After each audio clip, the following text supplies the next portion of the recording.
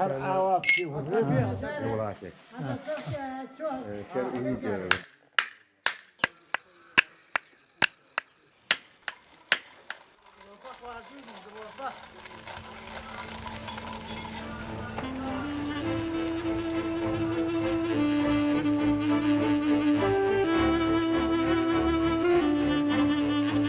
لە ساڵێکدا 2 بۆ 3 جار گوێدرێژەکان ناڵێن بۆ دادەنرێتەوە بۆ ئەوەی بە ئاسانی بچنە ناوچە سەختەکان.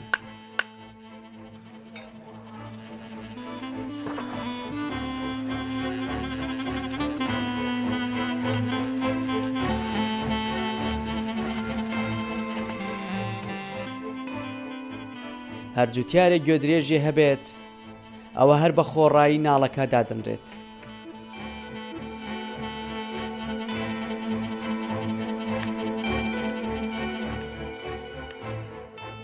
ناڵبەندەکان پێویستیان بە هاوکاری کەسێک بۆ 2 کەسە تا بتوانن بەباشی کارەکەیان بە ئەنجام بگەێنن. مام عومەر ساڵانێکی زۆرە کاری ناڵبەندی دەکات. هەرچی گوێدرێژی گوندەکەی خۆیان و گوندەکانی دەوروبەر هەیە ئەو ناڵی بۆ دەکات.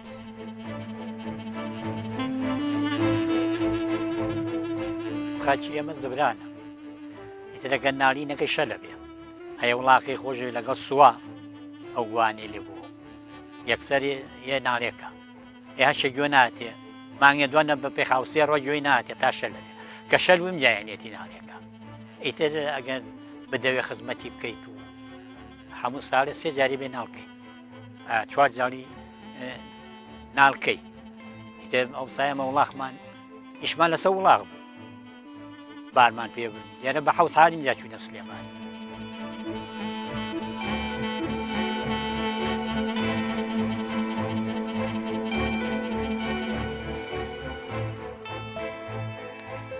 مام سابیرێکێکە لەو بەتەمەنانەی بەردەوام خزمەت بە دەوروبەری دەگەێنێت.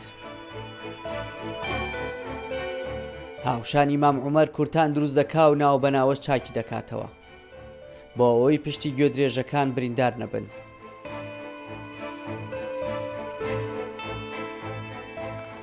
کورتان بە هەمان شێوەی ناڵ کاتی زۆری دەوێت تا دروست دەکرێت.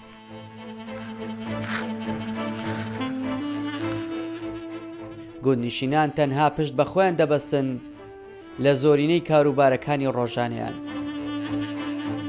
هەموو توانایکیان خستۆتە کار بۆ ئەوەی پێویستیان بە شار نەبێت.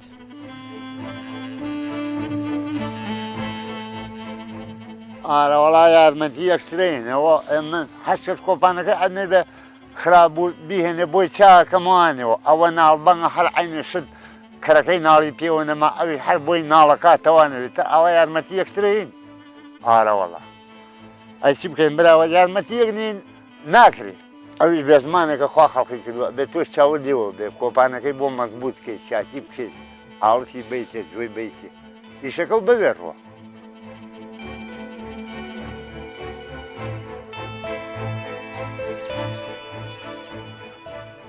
گوێدرێژەکە ناڵی نوێ بۆ پێ و دەستەکانی لێدرا و کورتانەکەشی نوێ کرایەوە. ئیدی کاتی بەجێنانی ئەو ئەرکانەیە کە جوتیارەکە پێی دەسپێرێت.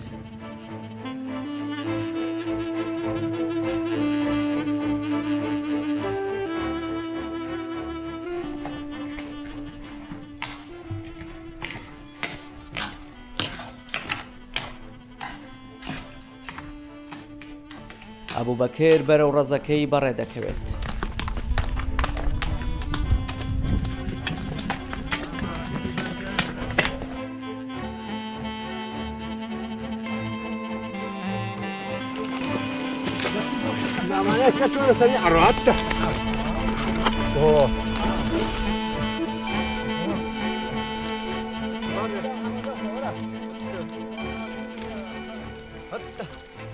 ڕەزەکەی بە 2 گوێدرێژ دەکێڵێت و هەندێک جاریش کەسێک بۆ دوانی دیکە هاوکاری دەکەن تا بەزووی کێڵانەکەی تاوا بێت.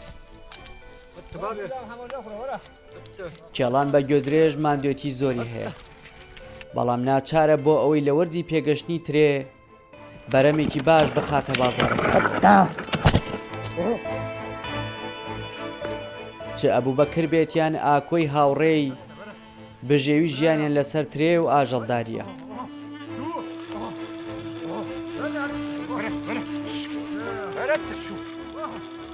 کێڵان قورسا بێ بیشێڵی ئەمجا بنمێویکەی بەهارێ هەم خەرتەی کەیتەوە ئەجناگە خزمەتینەکەی بەروبوومەکەی جوان نابێت ڕستەکە لە بازارڕە پارە ناکات بەڵام کە خزمەتی کرد پاراکە ئێسی بەخوا بژێژیانی من لەگەڵ یا دوو مانگای کابرا ڕاگەیان دە 5 مەڕۆ بزنە ئەویش مەرارەتە بەڕاستی ئەبێ کای بۆ کڕیە.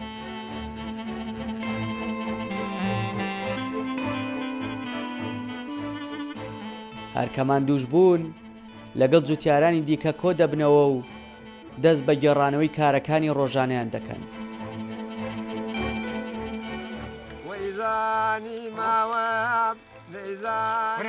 ناو بەناوەشێکی کیان گۆرانی دەڵێ و جەوێکی خۆش لەسەر کارەکەیان دروست دەکەن.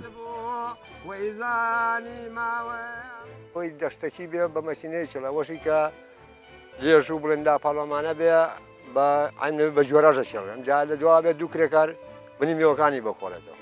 ئەجی بژێوی ژیانمە وردە وردەچ لەسەر ئەم ڕێز و باخانە مەجبورین سا 4 نییە بژێوی من ژیانمان قورسە شوێن دەقڵدانمان ناڕەحەتە بێ بە وڵا خوشت بیشێڵی ئەمجا لەگەڵ ئەوەشا بەراز پیا بووە بەرازێکی یەکجار زۆر.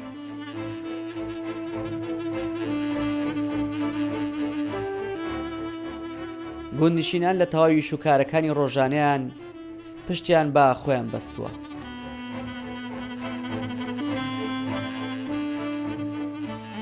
جگە لە ژیاندنی خۆیان بەشێکی زۆری بەرهەمەکانیان دەنێرن بۆ شارەکان. دایە فاتیمار کات کولێرە دروست بکە ئەوە دۆلکەیەک ماستا و بە قەزوانەوە لەسەر تەنورەکەدا دەنێت بۆ ئەوی دوای برژاندنی کولێرەکان ماستا و کولێرە پێکەوە بخوات.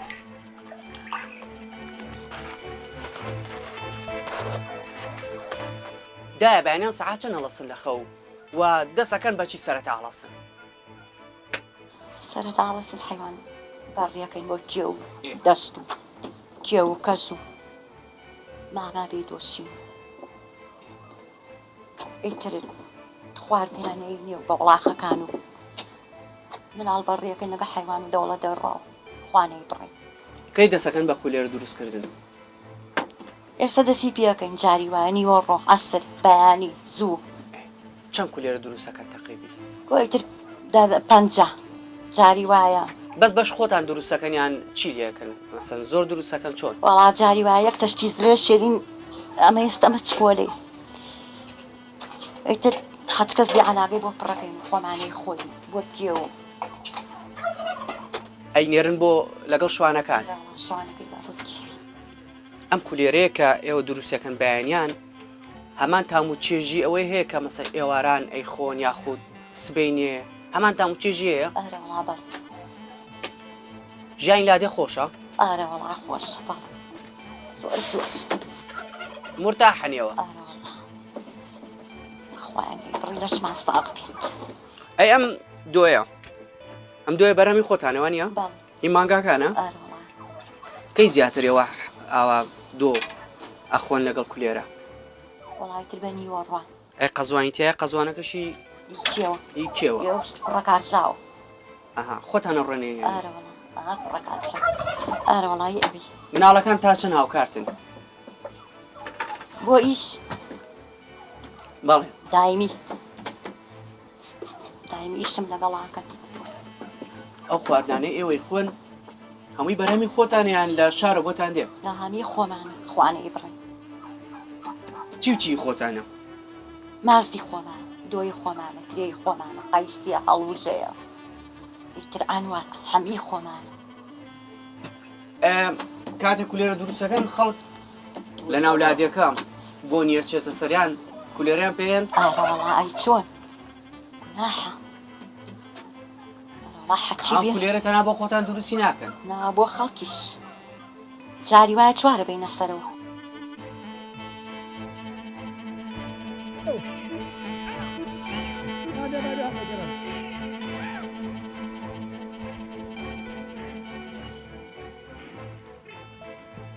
ئیشوکاری ڕۆژانیان هێندە زۆرن کەمترین پش وەردەگرن.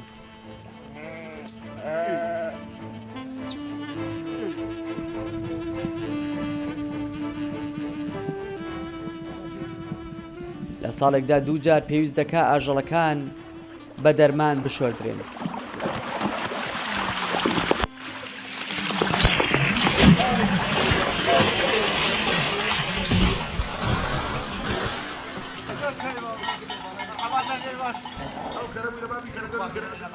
کۆچبەرەکان بۆ خۆشیاندنیان هەر وەرزە و لە ناوچەیەک دەگیرسێنەوە. ئەمانە کە یارمەتی مەدەن خەڵکی ناسیا و ئاو ماڵی خۆم و دۆست و برادەر و ئەمانەیە هاوکاری مەکەن و یەک و هاوکاری یەکتریەکەی ئەبێ بەهار و پاییز بشۆتەوە ئەم حیوانە لەبەر حەشەرات و ئیتر پێویستی هاپێ ئەبێ بیشۆیتەوە ساڵانە 2 جارەی شوێن وێمە هەیشە دەردی لێ ئەدا هەیە بەم شۆردنەوە کە تۆ بینی.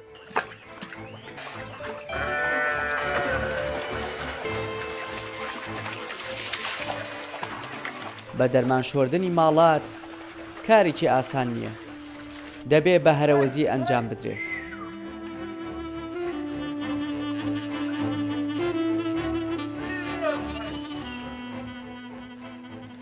ملکۆ لە گوندی کەڵوشی ناوچەی قەرەداغەوە ماڵاتەکانی گەیاندوێتە ئەو گوندەی ساڵانە یەکبەیەکی ئاژەڵەکانی تێدا دەشوات.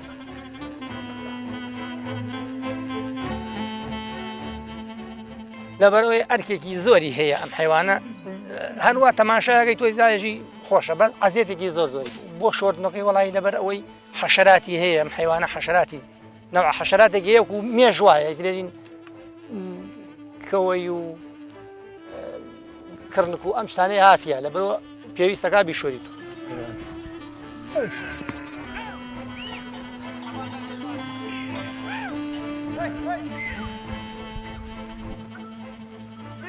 من کۆچەریم زستانان تێنەوە بۆ ئەم قەراخە بۆ کەڵۆش هاوینان ئەوێنەوە بۆ شارە زۆر ئیتر سپاس بخوا خەریکی ئەم حیوانینە لە مناڵیەوە من ئەمە خەریکی ئەمەین و باشە بۆ ئێمە ئیشێکی باشە خراپ نییە لێ ڕازیم.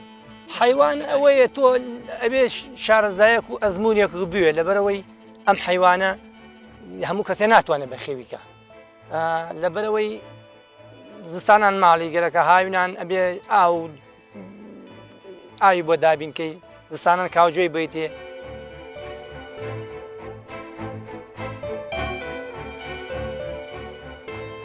پێشووتر خەڵکی گوندەکانیان بەجێ دەهێشت و ڕۆیان لە شارەکان دەکرد، بەڵام چەند ساڵێکە پێچەوانە بۆتەوە و ژمارەی گوندنشینان ڕۆیان لە زیادبوون کردووە.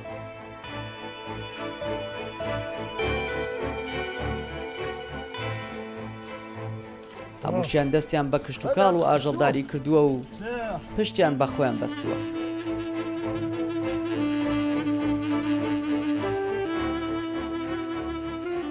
گوندنشینان تا چەند پشتیان بە خۆیان بەستۆ لە ئیشوکارەکانی ڕۆژانەیان لە خۆشیاندنی خۆیان.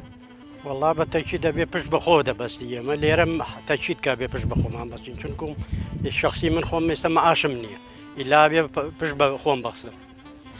پشت بەسینەکەش لێرە بە هیناوەیە بەم میوە هاتەوەیە باخ و باخاتمان چیتان هەیە؟ وەڵا ترێمان هەیە هەرمێمان هەیە هەڵوژەمان هەیە چوالەمان هەیە ترە میوهاتە ترێ نەوعی زۆرە سپیە و ڕەشە و تایفیە و سەرقوڵەیە و ڕەژمیریە و ئەمانە هینیان زۆرە. لە چەند ساڵی ڕابردوو خەڵکێکی زۆر گوندەکانی بەجێ شۆشتن شار ئێستا چۆنە خەڵک شار نایە بۆ وڵی بە زۆری بەرە وڵا خەڵک ئێستا احتیمالی بە گوندەکان بەسوتەوە ئەگەڕێتەوە لەبەرەوە بۆ خواردەکە تەماشای خواردنەکەیەکەن خواردنەکە خواردنی ناوشار باش نییە بۆ بەرهەمەکانی لادی ئەگەڕێنەوەوانێ بەرهەمی لادێ شتێکی باشترە و سەحیە و پاک. خەڵک لە شارەوە دێت مەسەلەن بەرەمە خۆماڵەکان بە تاکید خەڵ لە شارەوە یەن ئارەوەڵا بۆ ماز دێن بۆ کەرەیەن بۆ ئیتر دۆشاویان بۆ باسوقیان بۆ ئەم شتانە ئەرەوەڵا خەڵک گێت لە بەرەمەکانیەوە تا چەند خواستیان لەسرە وەڵا خواستیان لەسرە خواستیان لەسرە بەزی تر شتەکە پارە و شتەکەی زۆر ڕەواجێکی وای نیگەنا لەخوا بەزیابێ باشە بەشی خۆمان هی نەکەین. زستانی ئێوە چۆنە لە ناوچە کوێستانیەکان سەختە؟ زستانی ئێمە سەخت بوو لەمە پێش بەس ئێستەوە چەند ساڵێکە سەختیەکەی نەماوە لەبەرەوە بەفر و بارانەکە کەم بۆ ناشکری خوان نەبێ بەفر نابارێ زۆر گەنا ئەو سارە وڵا سەختیەکەی زۆر بوو ماشەڵڵا لێرە ئەو سەختیە کەم بوو. ئەم ساڵ وشکە ساڵی بوو کاریگەری هەبوو لەسەر ئێوە؟ بەتەکیت کاریگەری ئەرەوەڵا میوەهاد و ئەو میوەدانە وشکە بن. بەرەمتان کەمی کردبوو؟ بەرهەم کەمەکە ئەرەوەڵا بەرهەمی جوان نابێ.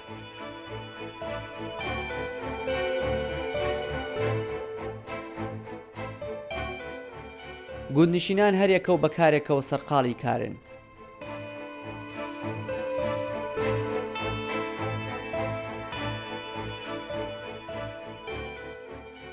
داود و سومەیە هاوسەری یەکن. لە گوندێکی دوورەدەستی ناوچەی شارباژێر گاوداری دەکەن.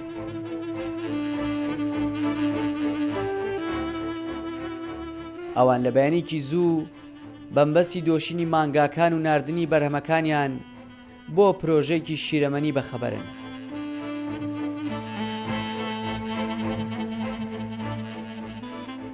سومەیە ماندووبوونی ژیانی بەلاوە ناوە و دڵخۆشە بەو کارەی کە ساڵانێکە پێیەوە سەرقاڵن.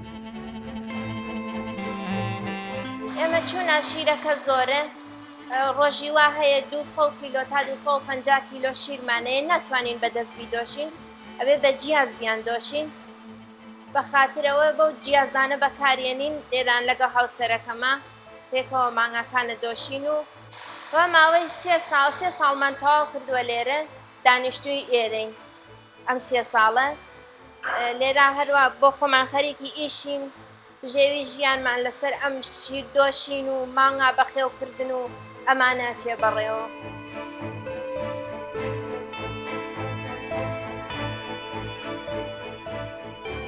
ڕۆژانە بەلای کەمەوە 200 بۆ 250 کیلۆ شیر بەرهەمی مانگاکانیانە.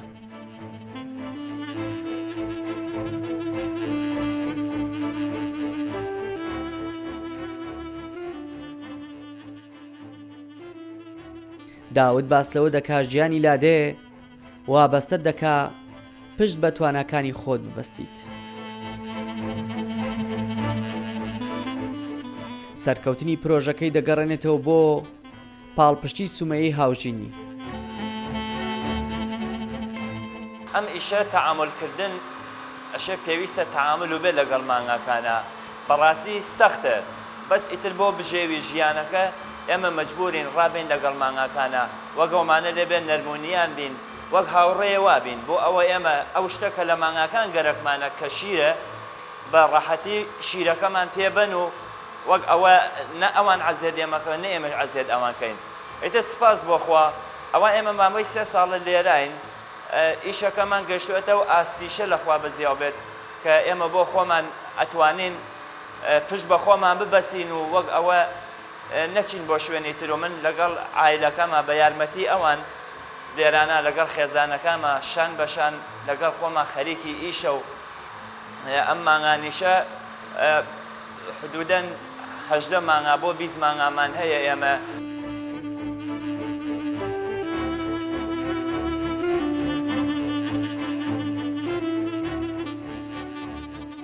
ڕۆژانە بەلای کەمەوە شیری 18 بۆ 20 گوندی ئاژەڵدارەکان کۆ دەکرێنەوە و دەبرێنە کارگەیەکی شیرەمەنی.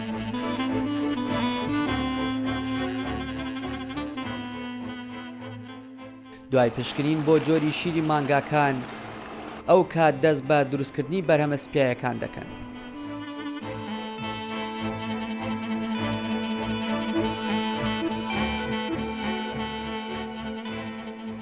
کۆمەڵێک دەرچووی زانکۆ و پەیمانگاکان و دانیشتووی گوندەکانی ناوچەی شارباژێرن. هەمویان لە نێو کارگەکە کار لەسەر بەرهەمی ئاژەڵدارەکان دەکەن.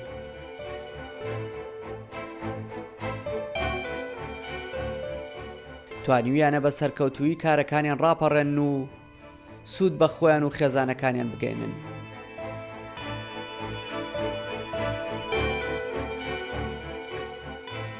سەرەتا من لە زانکۆ بووم هەر لێرە دەست بەکار بووم ئیشم کردووە لە مودەی ئەوەیە کاچوومە زانکۆ هاتیشم بۆ ئێرە ئیشمە کرد بەڕاستی ئێرە شوێنێکی زۆر باشە بۆ ئیش زۆر سوودی بەخشیوە پێمان لێرە کۆمەڵی هاوڕێین پێکەوانێ هەمومان دەرچووی زانکۆ پەیمانگاکانین لێرە هەلێکی باشە بۆ ئێمە کە لێرە ئەتوانی ئیشکەین و هەم خەڵکی ناوچەکەشین نزیکە بۆ ئێمە ئەوە زۆر زۆر گونجاوە بۆ ئێمە کە لێرە ئیشەکەین.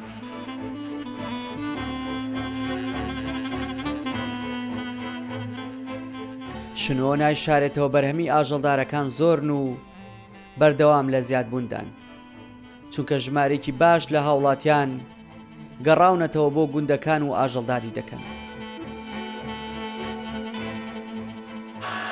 لێرە ئێمە شیر وەرەگرین لە گوندەکان تەقریبی 18 بۆ 20 گوندە بێ شیریان لێ وەرەگرین. لێرە کە شیرەکەیەتە ئێرە هەمووی فەحسەکرێ، یعنی هەموو شیرەکان بەبێ فەحس ئەکرێن ئەنجا بەکاریانێنین لە ناو معامەلا بۆ بەرهەمەکان.